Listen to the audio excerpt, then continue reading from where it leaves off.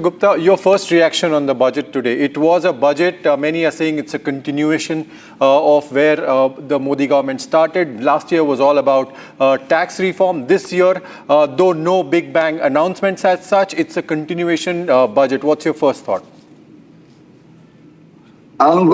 Actually, big congratulations again for a great budget to the finance minister. I think the focus has been to maintain a strong macroeconomic, ecosystem for us. 4.2, 4.3% of fiscal deficit is a great target in comparison to what is existing all over the world. And moving aside from the fiscal budget, fiscal deficit, we're also looking at many measures to sort of give impetus to employment, and I think these are some of the core areas which is going to provide us a sustained sort of push for a longer term stable sort of economic ecosystem. Right. The markets seem to have reacted in a way that is not so, encouraging. What could be the reason behind the initial, would you call it a knee-jerk reaction? Yes, I would tend to see that as a knee-jerk reaction. Actually, the core of what the market is now looking potentially haven't gone down to the details of the budget, but there are certain things that even we are looking out in terms of how is the government promoting the innovative and the startup ecosystem for the country. And although there is a 10,000 crore growth fund sort of announced, and so there are, but it's the execution, it's the devil is in the details, which we need to see and see how that really pans out and provides us the pipeline of next level of companies that will, excite the capital markets. Mr. Sethuraman, welcome, and he's Narayan Sethuraman. He's co-chairman, CII Trade Policy Council and MD of Sanmar Engineering. Welcome to the broadcast, Mr. Sethuraman. Your first comments, and also from trade policy point of view, you think this bolsters India's foreign trade position with the kind of decisions that have been taken, for example, on the custom duties front? Yeah, thank you and good afternoon. I would like to answer that question also, and before that answer, make a comment on the earlier statement on manufacturing and exports that you had raised, because that also is relevant to this. See, one has to look at the ecosystem in totality. For us to grow in manufacturing and grow in exports and become a larger economy, there was this talk about conservatism, etc. One has to make the supply chain more resilient, and there has to be capacity building.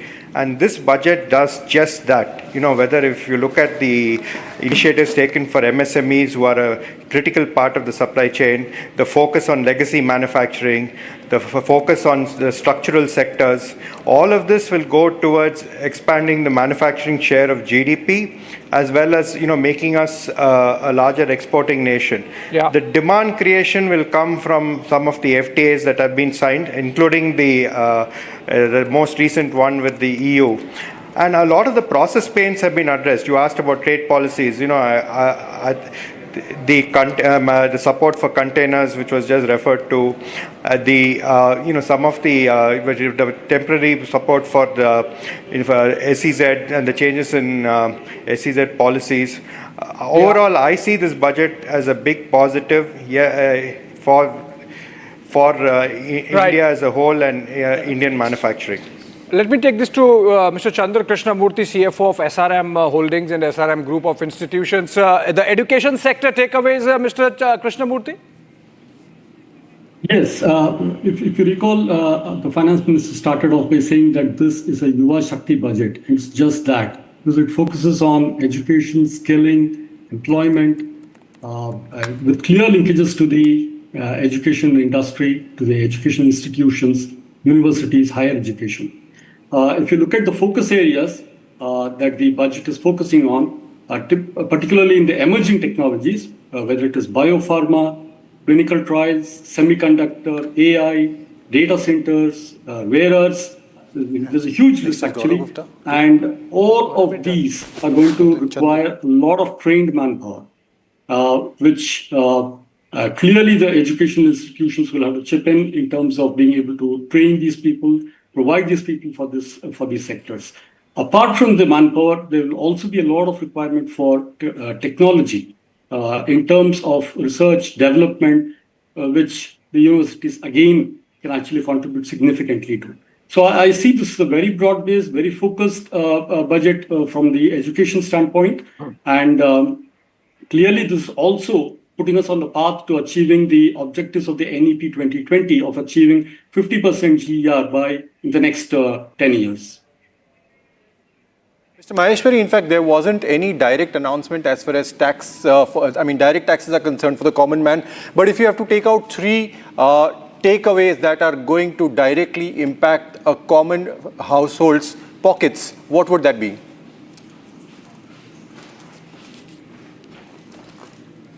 Good afternoon, everyone. The point here is this budget regarding tax provision is not the fear factor that every time it used to come. This time the entire budget has been on a more friendly note that if you did a mistake, accept it, pay the fine and regularize it. However, the points that the common man will get as a benefit is, number one, the capital gains taxes on the buyback of shares, which is a very welcome step. To a certain extent, the benefits accruing to the entire sector in terms of data centers, the policy that has been given will definitely give a boost to the common man's pocket only. So I feel that these are the two important points that will give an advantage to the common man at this juncture. Okay. But also, as a chartered accountant, I think there is a new definition of what is an accountant given, and some tweaks which can bring in Indian version of these big four audit companies. So I think there is a big plus for your profession at least. Yeah, that's true. After a lot of threats, Indians will definitely become like big four for the world. Those countries, those industries where we already have a scope will definitely require Indian chartered accountants to demonstrate their skills to go ahead to create world-class services there. Also, apart from that, government has given the mandate to all the professional bodies to create a army of soldiers, foot on the street soldiers to help the MSMEs by delivering a specific courses, that too with the help of other agencies.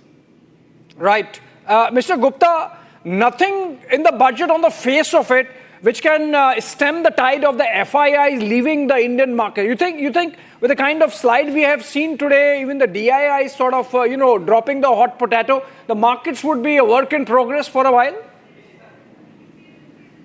Yes, I would agree with that assessment because, quite honestly, if you look at the recent trends in the capital markets, it's the domestic investors who have been through institutions or through direct, various schemes of mutual funds and so on and so forth, the SIPs. They have been, more sort of stable source of capital within the stock markets and inflows of funds.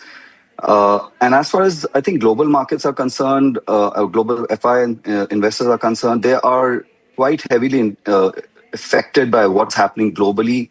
Whether it's the impact of, the changes in the Japanese carry trade and the availability of funds on taking exposure to different markets. I don't think we should be too concerned about such trends. Right, let's keep at least in the short term. Right, Brad. Thank you so much, Mr. Gupta, Mr. Maheshwari, and Mr. Sethuraman. And we are building up to our prime time. And in a while from now, just after a short break, we are going to see ministers from the Modi government joining us with their perspective on what it means for their respective ministries and departments. Just right after a short break.